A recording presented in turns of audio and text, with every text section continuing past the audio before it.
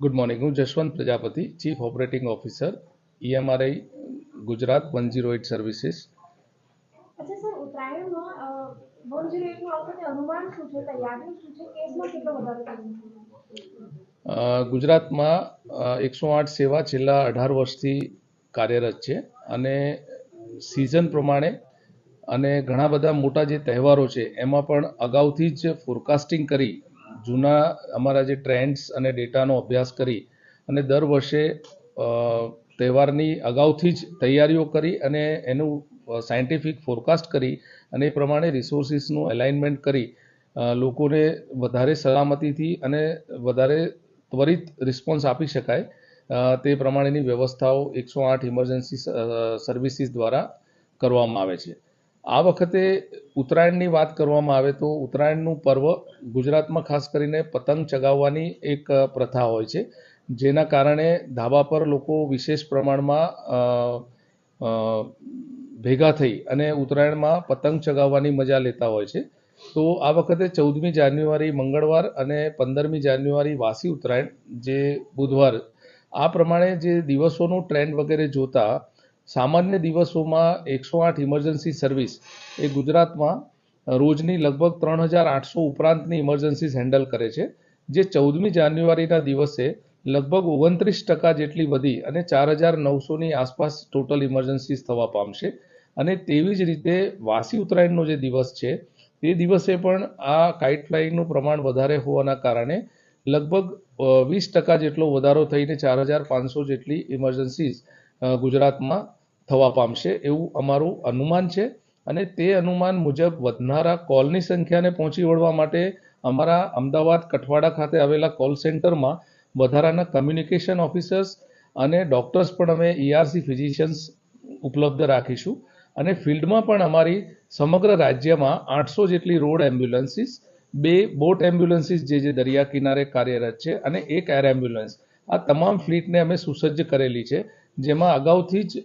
દવાઓનું પ્રમાણ, અમારા મેડિકલ ઇક્વિપમેન્ટ્સનું પ્રમાણ અને રજાઓનું જે મેનેજમેન્ટ છે અમારા એમ્પ્લોઈઝ અને ખાસ કરીને સુપરવાઇઝર્સ મેનેજર્સ પણ દરેક હોસ્પિટલ સાથે સંકલન કરી અને હોસ્પિટલમાં પણ એમ્બ્યુલન્સને ઝડપથી ઇન્જર્ડ વ્યક્તિને અથવા તો પેશન્ટને દાખલ કરી અને ત્વરિત બીજા કેસ માટે મુક્ત થઈ જાય એ પ્રમાણેની સુંદર વ્યવસ્થા ગુજરાત સરકારના આરોગ્ય અને પરિવાર કલ્યાણ સાથે અમે મળીને કરેલી છે.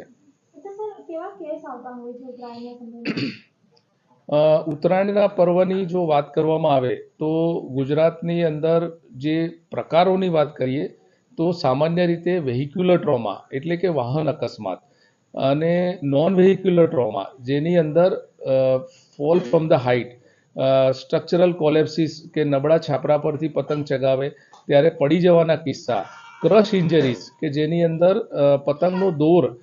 હાથમાં કે ગળામાં વાગવાથી જે ઈજાઓ પહોંચે છે એનું પ્રમાણ વધવા પામે છે. ધાબા ઉપર ઉશ્કેરણીજનક ઉચ્ચારણો થવાના કારણે એસોલ્ટ કેસીસ, મારામારીના કેસીસ જે નોન વેહિક્યુલર ટ્રોમામાં ટેગ થાય છે એમાં પણ ઘણો બધો વધારો થાય છે. અને વિશેષ રૂપે ઇલેક્ટ્રોક્યુશનના જે કેસીસ છે જેમાં ઇલેક્ટ્રિક તાર પર ફસાયેલી પતંગ કે દોરી કાઢવા માટે જો મેટાલિક રોડનો ઉપયોગ કરવામાં આવે તો પ્રાણઘાતક ઇલેક્ટ્રિક શોક લાગવાના કારણે પણ ઘણી બધી ઇન્જરીઝ ઉત્તરાયણના પર્વ દરમિયાન ગુજરાતમાં જોવા મળે છે.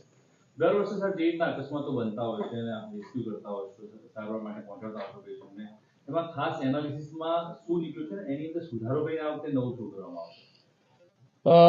અકસ્માતની વાત કરીએ તો વાહનથી થતા અકસ્માત અને વાહન વગર થતા અકસ્માત એટલે ઈજાઓના કેસીસ, તો આ બંને પ્રકારના કેસમાં જોઈએ તો વેહિક્યુલર ટ્રોમામાં લગભગ અમારી પાસે રોજના 400થી 450 કેસીસ ગુજરાતમાં રિપોર્ટ થાય છે, જે વધીને 121%નો વધારો થઈને 979 કેસ ગુજરાતમાં વાહન અકસ્માતના. અને સેકન્ડ ડે વાસી ઉત્તરાયણના દિવસે આ કેસ 597 જેટલા વધી અને એમાં 35%નો ઉમેરો અમને જોવા મળશે. અને જે નોન વેહિક્યુલર ટ્રોમા છે જે ખાસ કરીને સામાન્ય દિવસોમાં નાની મોટી ઈજાઓ થતી હોય છે એવા 388 કેસીસ છે, જેમાં 167% જેટલો વધારો થઈ ઉત્તરાયણના દિવસે આ 1038 જેટલા કેસીસ અમને મળે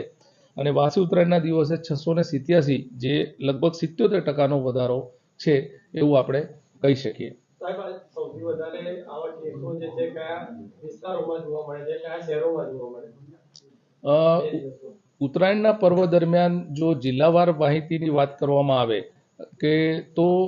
જે અમદાવાદ, સુરત, આ ઉપરાંત જે નાના નાના જિલ્લાઓ છે એમાં પણ ટકાવારીના પ્રમાણમાં